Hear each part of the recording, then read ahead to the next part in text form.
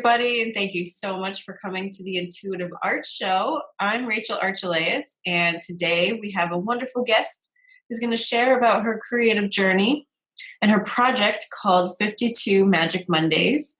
Her name's Megan Crandlemire, and she is also a really good friend of mine. So this may be a more chatty episode, and I really hope that you get a lot out of her story, and I'm going to let her tell it. So, hey, Megan. Hi, Rachel.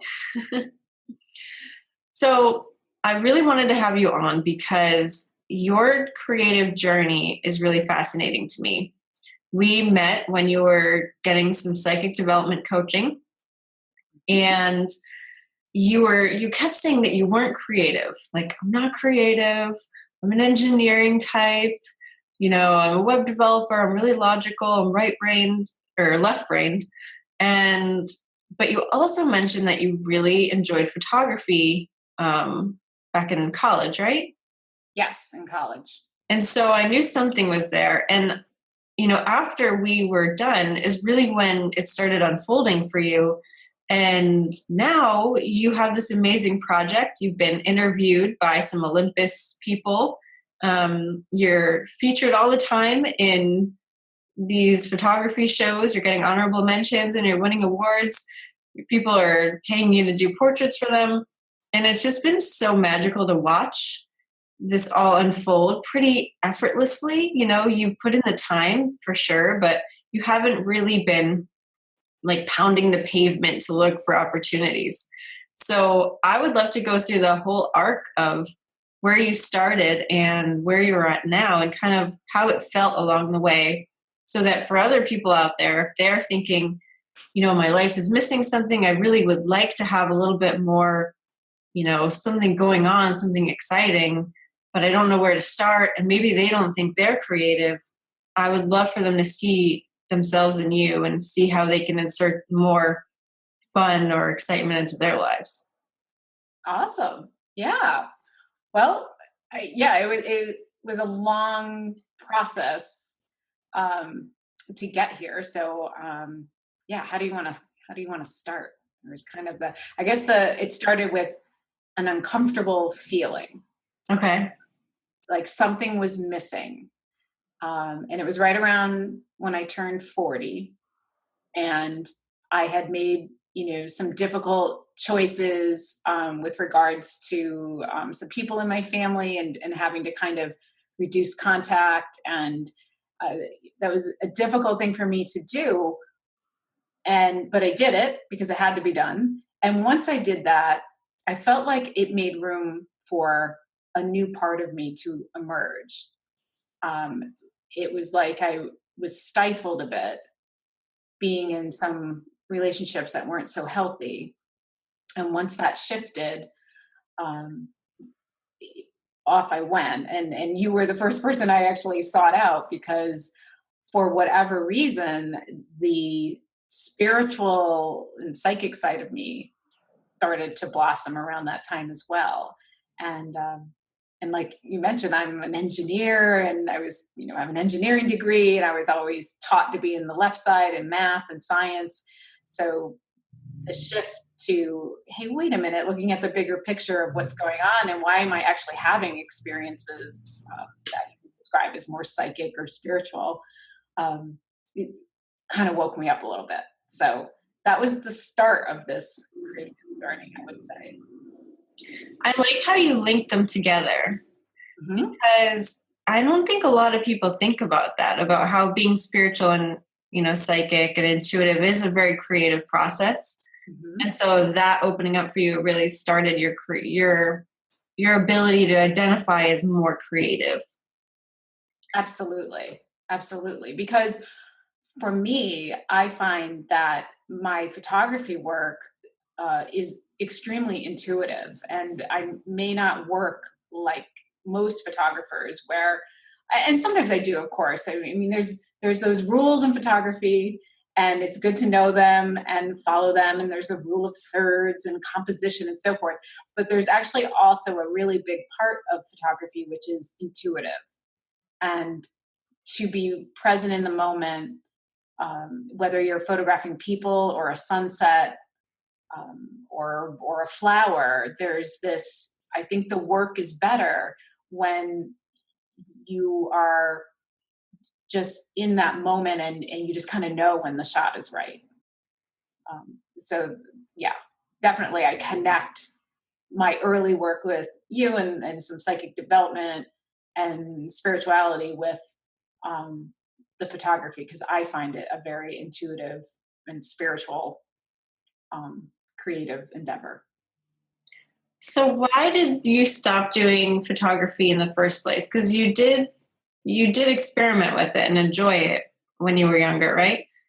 I did, yeah. I think when I was very young, my dad had a nice camera and a light meter, and he taught me a few basics on how to compose a good picture, and I was good at it right from the start. I was never a person who took a picture and cut the person's head off or had you know a weird way of framing something. Like I always, when I look through a camera lens, it either feels right or it doesn't when I look. And it was kind of funny because I didn't even realize I was like that until I started studying photography in the last couple of years and learning about the rules and the rules of thirds and all that. And I was like, oh, but it always felt like that to me. And now I see somebody's written it down and made it a rule.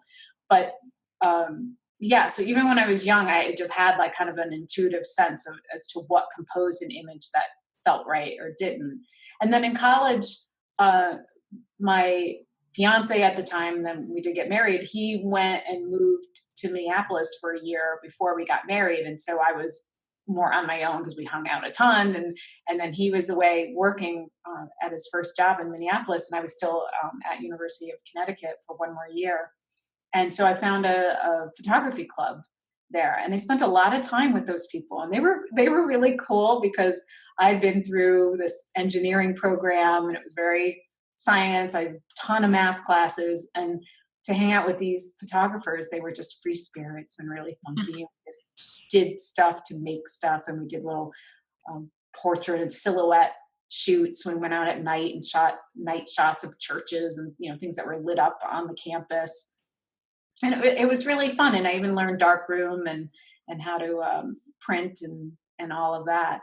But you asked why I stopped. Well, I think because that was just sort of this fun little hobby thing, and that can't be your job, even though I really loved it.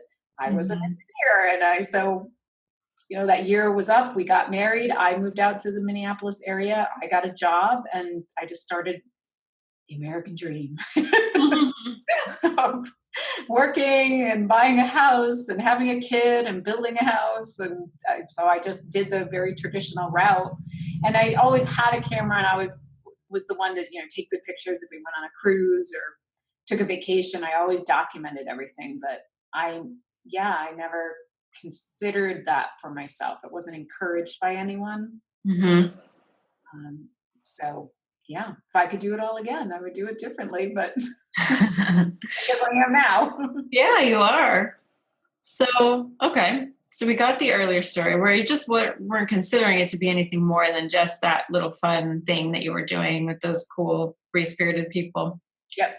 Um, and then you started waking up and you were noticing something was missing. You were still fighting being creative. But then your husband buys you a camera. Yeah, That was an interesting moment. So tell us about that. that's very true.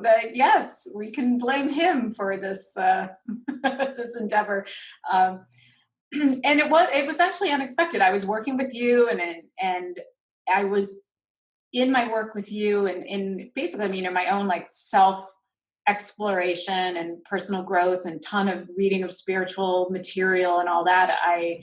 Um, I tried lots of different things, including like acrylic painting and things like that. But I still can't draw a stick figure, so putting a paintbrush in my hand didn't make the stick figure any better. Um, but yeah, there was this feeling of I think I'm supposed to do something more. And I actually said that to my husband one night, sitting on the couch. I said, I think I'm supposed to do something bigger, but I don't know what it is. He was like, oh. And I still feel that way a little bit, although I feel much better about it. Like at least I think I'm on the journey. But yeah, partway into us working together, Jeff, I think for our anniversary or something, he said, I'd like to get you a real camera, like with interchangeable lenses. I think you would really like that. I'd never thought of doing that.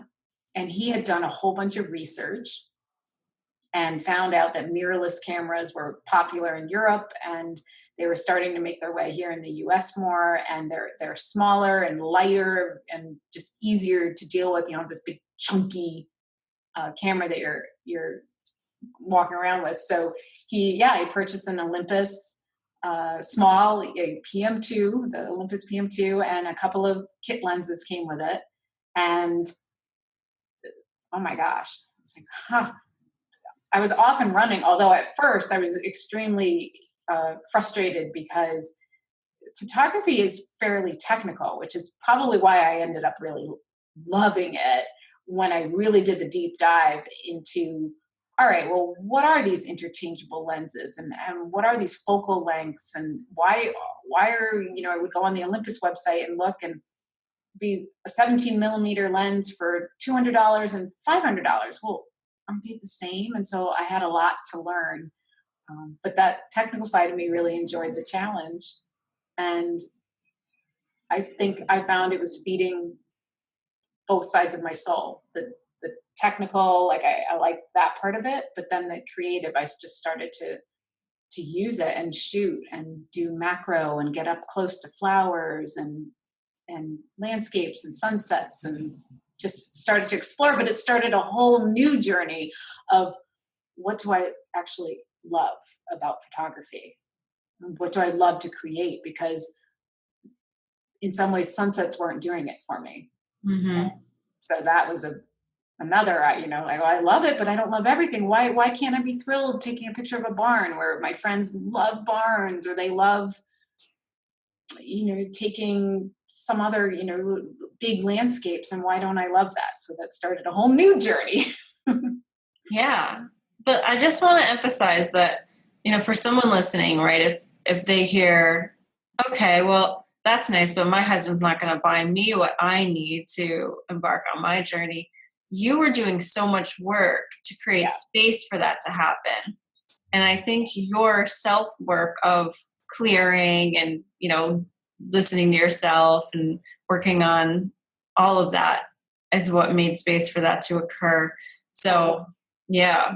This started with, even before I worked with you, for some reason I felt compelled to do some work with Toastmasters for like public speaking, because I realized I was terrified of public speaking, and I was starting to network more for my web development business, and I was afraid to get up and introduce myself and say who I was for 30 seconds. So I started with that, and then I shifted to family stuff, and then I started working with you, and then I explored the psychic side of myself.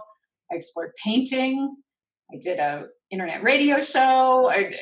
All these different things of like, where do I fit? Where do I fit? Where do I fit? And so it was a lot of work, and it was a number of years of trying different things. So in the end, I guess one tidbit would be, there's not like, oh, there's this one answer. Mm-hmm. And it's like, you got to play. You have to play. And that's such good advice. Yeah. And then like you're saying now, like feel what it is you enjoy, because you didn't enjoy all photography stuff. Right. So how did you discover that you like to mix the technical with the intuitive? Like, because you were worried for a little while there, you were uncomfortable about calling yourself a photographer or an artist. You were uncomfortable with the fact that you liked certain photos, but you weren't sure if they were good, right? Mm-hmm. So that whole journey of kind of becoming comfortable with the fact that you do love photography, you do love doing it a certain way, and that you do feel it's good. And, the whole thing of it doesn't matter what other people think. That's really what opened you up to now winning awards. So Yeah.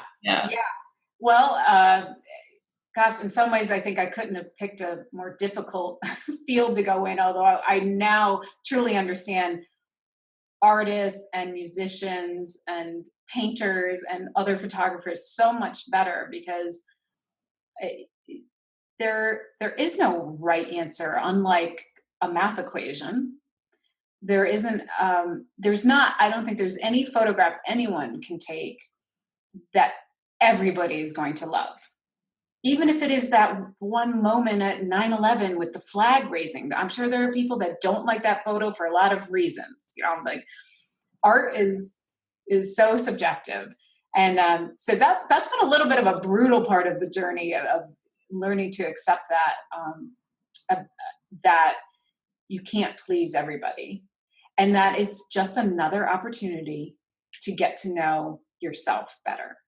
And when I create images that really resonate with me and I'm excited to share, that's when I think my work is the best. And those are the ones that do get an award or recognized. Not all of them, though. Some of them are so special to me and people, a few likes and no comments. And then I'll put something out there that I like pretty well, but not as well as the last one. And I'm loving how people are like, this is beautiful, or this is what I like about it, or this is what it means to me. So I have to put the work out. I don't put anything out there that I'm not excited about. Mm-hmm. I don't put something out there because I think it's going to get a bunch of likes on Instagram, because now you're just, you're losing your connection to your heart. But I am learning to grow a thicker skin, as far as sometimes the thing I think is my favorite doesn't get as many likes as some other photo. But but so the journey to get to know what I love was just mirrored the whole journey of trying to even get to photography. Who am I now without all these family obligations and shoulds? I should be in the science. I should. Finally found my way. I knew I was kind of touching on the creative, and then I found it, and I found it with photography right now. I hope I stick with it for long term, but that's what I love now. And then within that was, okay, now who am I? And that's where I kind of came up with a project idea for 52 Magic Mondays. And honestly, and there's another big piece of, like, if I could tell somebody something, I just did it without really even knowing what the heck I was going to do. I said to my husband one night, what if I went into Grand Central Station in New York City every Monday for 52 Mondays and did photography in Grand Central? And he's like, you could do that. And then I was like, I could. I was waiting for that's not a good idea. And he's like, well, yeah, you could do that. And then started to think about it some more. And I said, well, maybe I'd go around a little bit outside of Grand Central too. And, I'm like, I don't know. I think I want to do this. I think I want to commit to 52 weeks. Didn't know much about street photography. Didn't know much about the fact that the lighting in Grand Central is horrible and you pretty much need a tripod to take a decent photo in there. But I just started because I knew I had to start. Mm-hmm. So I started.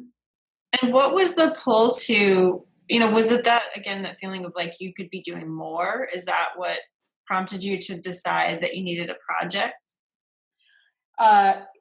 Definitely. And when you get into photography, you do see projects being mentioned, and people do 365-day projects. I have a girlfriend that took a self-portrait of herself every day for 365 days. And a lot happened in the year that she did that, and her father passed away, and you see pictures of her and she's distraught. And, so projects are encouraged when you start studying and learning photography. But it still, I think, was just a gut feel intuitive thing, because it wasn't like I was lying awake at night, like, come up with a project. Right. It wasn't like for school. Yeah. I did read the book Big Magic by Elizabeth Gilbert in November of last year. And the concept of that book is that creative ideas are kind of like little entities out there in the ether, and they'll come to you. Like a book idea or something will come to you if you're a writer. And if you take it on and nurture it and start writing the book, it will grow like a plant, and it'll flower and blossom, and along with your creativity and your connection to your intuition, and it'll go. And if you don't do anything with the idea, it'll go and find somebody else. Mm-hmm. So I loved it because it's such a fun, she's a great writer with that type of a book. And And then I thought, well, how come a creative idea hasn't floated into my ether? And then I came up with the 52 Magic Mondays, and I'll never know if left-sided Megan generated that, or if it really, I think it was a combination of, just an idea, but I didn't know exactly how to do it. And sorry, I'll put it on. It's okay. I'm just gonna do this so that I can see when I'm editing where to go.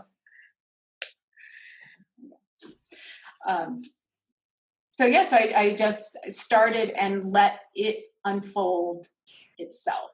And I did go in with a journal, especially for the first 3 months. And so I would get into Grand Central Station. I would go down to the food court area and sit down with my journal.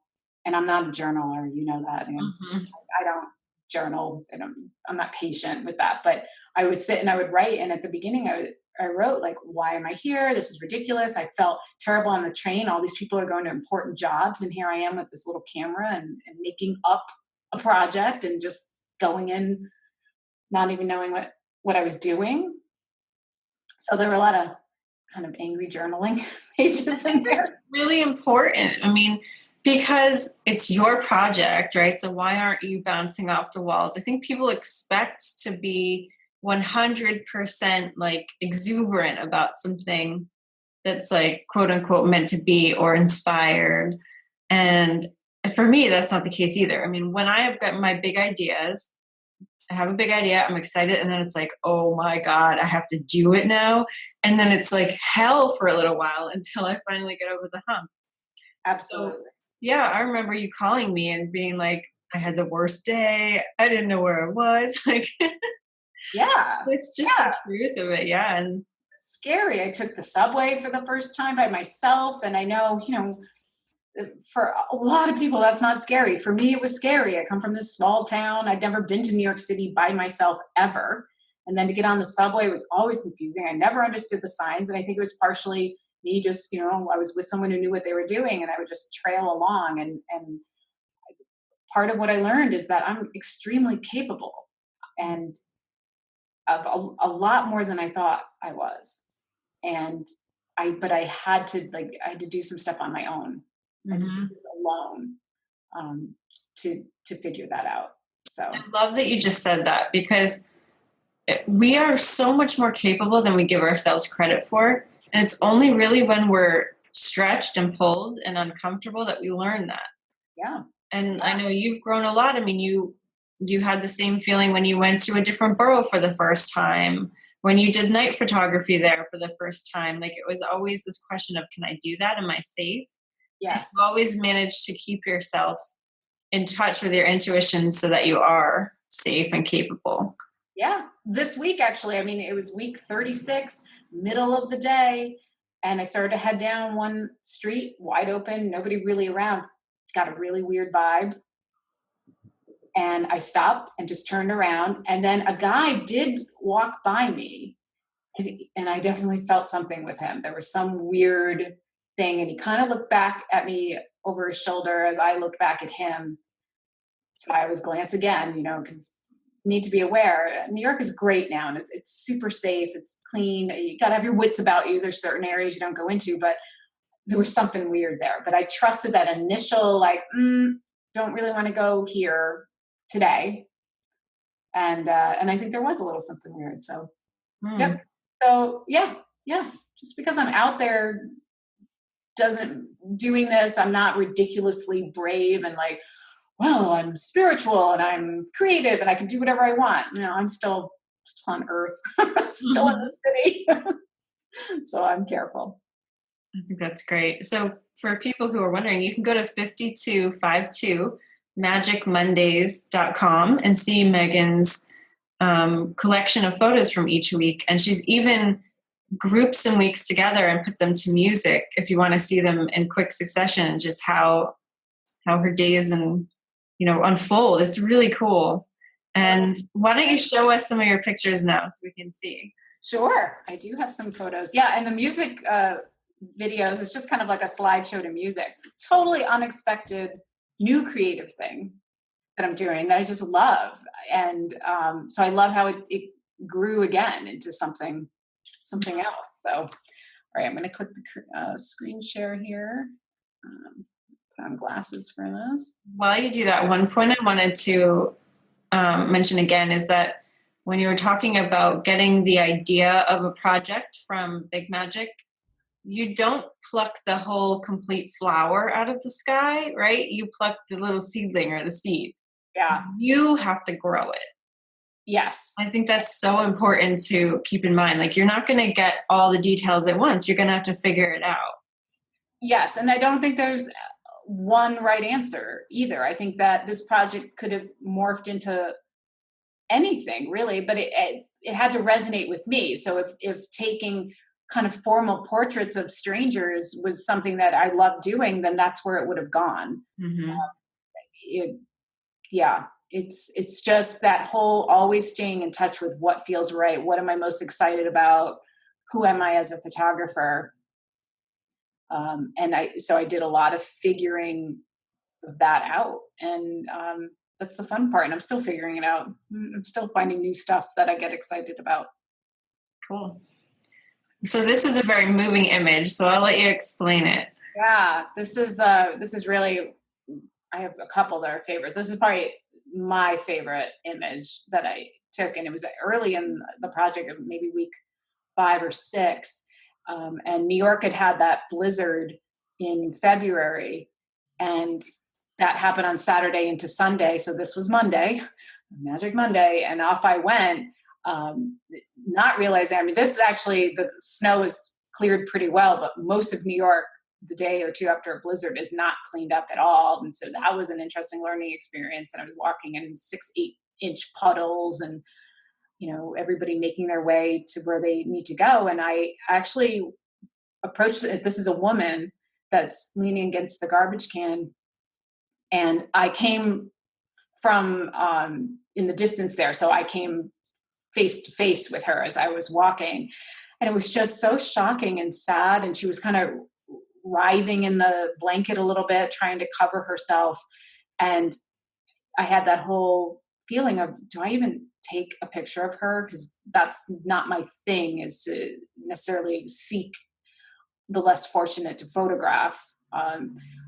But I walked past her, felt terrible about her situation, and I turned around and I took one photo of her. And this is it. I just took one very intuitively, kind of just leaned over, took it, kept going.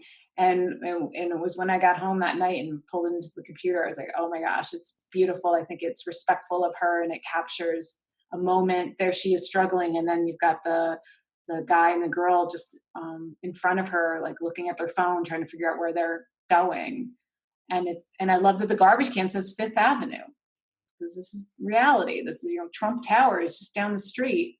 And this is how, some people are surviving right now. Wow. Yeah. And this has gotten a lot of attention at photography exhibits and such. Yes. It's won a couple of, won a first place award, and I got an honorable mention somewhere else. And that, again, with, doing photography shows and stuff, it's an interesting process, because to me, this image is so moving.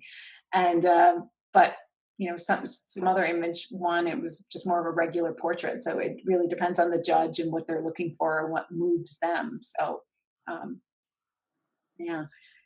this is another favorite. This was in the winter, and I call it Mohawk Man. And I had set up against this window where I just love the super clear reflection that it was making. So the window's on my left, and again, kind of that intuitive thing. I hadn't done anything like this before with a window, and then I was seeing how perfectly the people were reflecting. And so I stood there with my camera against the glass, and it's New York, and I know I look weird, but nobody cares. Yeah. Everybody's moving along. And so I just said, all right, I'll just wait until somebody kind of super interesting comes by, and then I'll move on because it's cold. And gosh, within 30 seconds, out of the corner of my eye, I see this man, and he's in this business suit, very thin, and a mohawk. And I got one shot of him, and this was it. And I was kind of disappointed that he wasn't coming at me or facing me, but I think at the same time it's kind of cool because he remains a bit anonymous. And yeah, so just that kind of, I don't know, guy in a mohawk in a business suit. It's just kind of fun. Yeah, and I love how his right foot is just slightly off in the Yep. front. You know, you can see the movement, and it's funny that couple in the foreground are kind of like, I don't know what you call it, middle ground. They look similar to the couple in the last photo. We do. It's interesting. Yeah. It's interesting to look at everybody in this photo, and like the woman with the hat with the little beanie, and you can see someone holding a sign just on the far right.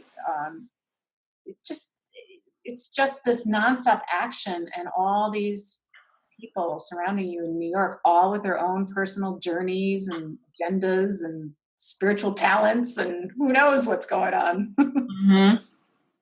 It's pretty neat.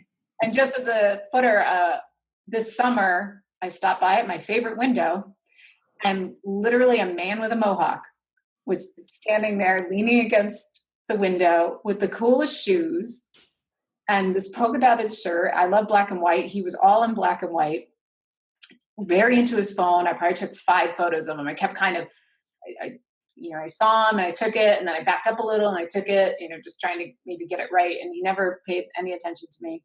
And so that window is, every time I go, I get something. So nice. This was also in the winter. My first time in the Madison Park area, and they have this small building on this kind of funny little island that's between the park and Italy, which is a market there. And it's this kind of island. They have a lot of seating in the spring, summertime, and the box sells some food and wine. They have like a little happy hour. But anyway, this man with a box was sitting there, and it said box, and he had this big box. And yeah, here's where we see your sense of humor. Yeah. Yes. And I'm huge into humor. If all I could photograph were humorous situations, that's what I would love to do. And that is my goal. And I have I have a page on the website on 52magicmondays.com that's called Isn't It Ironic? And most of them are funny. Some of them are not. I actually have the woman wrapped up in a blanket Isn't It Ironic on that page because of the Fifth Avenue meets someone that's, homeless. Mm-hmm. And then this was a sad situation. This man in Soho area in early summer, sound asleep. And it just, his feet really struck me. And so I just photographed those just to kind of, document what I saw, and just the dirtiness of the feet and the wrinkles. And I liked the image a lot, and it was special to me. But the following week made it even more special because I just kind of popped into St. Patrick's Cathedral on Fifth Avenue. I just was walking through there, looking around, and they have this, I think it's called a Pieta or Pietra, it's like a carving or statue type thing in the church. And I looked at the feet, and I believe it's Jesus laying in like Mary's lap or something. And the feet to me look just like last week's photo, with the creases and just the way the feet are even angled. And so I thought that was interesting 1 week later, seeing something like that. Yeah. We're talking to a really spiritual community right now. Mm-hmm. And so I think it's safe to mention something like, you probably see a lot of injustice and homelessness and poverty in New York City. But there's also this element that everything's perfect. And so seeing that man the week before must have been heartbreaking. And then seeing this, though, like in a church, like here's a statue in a holy place, like kind of like a nod to nothing. You don't really need to worry about anything. Everything's really perfect on that higher level. And yeah, this can sound really snooty and horrible and in denial of me to say, but I think we're all okay with the fact that this is on the, higher self level, the overall level, and that, yes, you should still be concerned about your fellow humans if that's what you feel called to do. Absolutely. And I felt like when I saw this, it was almost like a message that, he's safe and he's protected. Yeah, it's amazing. Whether it's a Jesus figure, to me, all of religions, everything is more symbolic than Hmm. anything to me. So, I don't subscribe to any particular religion, but yeah. So it was just interesting, and for me to even notice. And this is where I how much more I see now than I Hmm. used to kind of walk through a little bit of sleep through my surroundings. And now through photography, my eyes have really woken up to little details sometimes that are interesting. There was a study done about Instagram, and that people who no, not constantly, but regularly Instagram their lives are happier because they're training themselves to look for moments worthy enough to photograph. So I Hmm. imagine that it has to have an effect on your consciousness and your well-being if you're actively looking for things, right? To like, Yeah. or Yep. I'm looking document. for things that are interesting to me and that Mhm. are humorous or funny or moving. Um, I don't just take a picture, like I said, just for Instagram or something, but it has to mean something to me. And it's funny because just the other day I was walking into the grocery store. I did not have a camera with me. And there was just this woman in this super bright red long dress with a bright red hat and red bracelets on her wrists. And I was like, oh man, you'd be on 52 Magic Mondays if, if I was, doing my thing, just because she looked beautiful and she was just so red. And there was just something special about her. So normally I just walk by, but now, yep, now I look differently at everybody. This was a favorite of mine, and this is in the East Village of New York City, and that that area is a mix, and it's very blue collar. Um, in some ways, like a little behind the time compared to downtown Manhattan, when Rockefeller Center and all that's happened there. This is a little different. And I saw this young girl standing in her. She had a couple of people with her a little bit in the distance. It was almost like she tuned them out, and she was so mesmerized by the advertisement for these sandwiches. And this is going to be a judgment on my part, but they don't look as healthy. I wish she had better options. And so I call this image Her Choices, because I feel like right now this young girl is growing up in this environment, and these are her choices. And she, doesn't have a lot of other options. When you're a kid, you eat what is there and what your parents and your community serve. So I just thought it was interesting, especially with I don't know, like even my shift from to vegetarian and mostly vegan and all that. I was like, oh, I wish she had better options, but they're perfect right now. And then the last image I'll share is I love this one. It was, I don't even remember if I don't think I was totally in the Chinatown area. It was close though, but there was the man in the robe, kind of a monk looking man, but the man in front of him is in a t-shirt that has basically a picture of the guy that's behind him walking, and his shirt says "The Long Walk to Freedom." And I love the shirt. I love that he's wearing that, and the message of it, and then just that juxtaposition of somebody right behind him who he doesn't even know dressed like that. I thought it was fun. So yeah, Very cool, Megan. yeah. So those are just some of my special ones, but there's tons. So on the website, there's I blog about every visit into the city, and and not all of those are creative type shots. Are kind of, they document the day, and then creative ones are in there as well.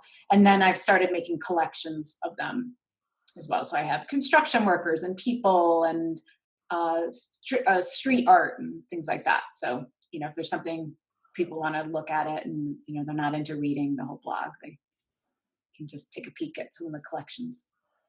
Perfect. And you can also sign up there to get emailed every week when she's posted that week. So if you want to stay in touch with her and not have to remember to go to the website, just sign up for the email. She only emails once a week. She never Yep. It's just a link. It's a Yeah. link and a couple of photos. That's like a little preview and a link, and I kind of say where I went, and that's it. Yep. Just to let people know. Yeah. And I always enjoy getting them. So any Yeah. closing words, Megan, about like how to follow that spark of inspiration when it's hard? Well, try a lot of stuff, I would say. Like if you're feeling unsettled or like something's missing or you're supposed to do something bigger, then I think you are. And and don't don't get discouraged if you don't find it right away. Just keep trying different stuff. Always staying true to what truly resonates, and not to just try and convince yourself that you like something, or even if somebody tells you you're good at XYZ, if you don't love it, then it's not right. So keep going until you find the thing you love. Very cool. And I cut you off there. Were you going to say something else? Oh, I don't remember now. So no, it's totally fine. Sorry about that, but I'm excited for you. I can't wait to have you back on again. She's going to a bunch of conferences over the next year, and she's got goals to be a speaker and submit to some bigger ones. And I just, every time I look back at what you're doing, it's like you've gone to a whole new level with it. So it's so exciting to watch. And thanks for inspiring me and so many other people to put yourself in your life. I mean, I think that's what you've done. You've carved out time each week for yourself, which continues to grow, and you're spending it doing something you really enjoy and you love, and seeing where it goes. Yeah. Good job. Thank you. Well, thank you, because you were a big part of the beginning of the journey for sure. So, yeah, and I'm just happy where I landed right now, and I just know that it just continues to evolve. So we'll see. I hope to write a little book about it, and we'll see where that goes. Excellent. All right. Well, thank you everybody for tuning in to the Intuitive Art Show. If you want to see my intuitive art drawing of this episode, it will be on the show notes page on intuitiveart.com. And we'll see you next week. Thanks a lot. Bye-bye. Thank you so much for watching. If you're new to intuitive art and you've never done it with me, go to intuitiveartacademy.com for your free class. You'll learn how to have a conversation with your higher self in 3 easy steps. That's intuitiveartacademy.com. And if you're already a pro or you've done the free class and you want to learn more about creating abundance from your purpose, go to workyourpurpose.com and you'll watch a free video series all about what it takes to create a purposeful income from doing what you love. All right, enjoy, and I will see you later. Bye-bye.